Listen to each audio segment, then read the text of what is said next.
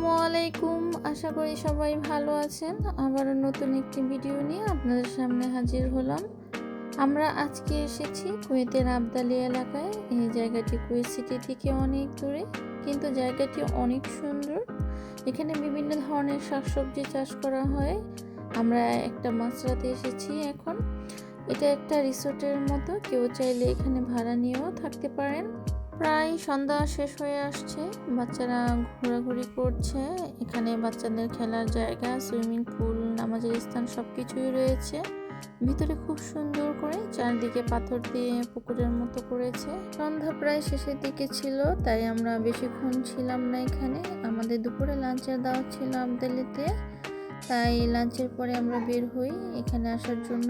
এই জন্যই আমাদের হাতে খুব বেশি একটা সময় ছিল না, কিন্তু যতটুকু ঘুরেছি খুবই ভালো লেগেছে। আমরা সবাই অনেক মজা করেছি এবং দিনটা খুবই ভালো কেটেছে সবার সাথে। কেউ চাইলে এখান থেকে ফ্রেশ সবজিও কিনতে পারে। আমি আবদালের সবজি মার্কেটটা পরে আপনাদের সাথে শেয়ার করব। আজ এই পর্যন্তই, সবাই ভালো থাকবেন। ভিডিওটি ভালো লাগলে অবশ্যই কমেন্টস করে জানাবেন, লাইক, শেয়ার এবং চ্যানেলটি অবশ্যই সাবস্ক্রাইব করবেন। খোদা হাফেজ।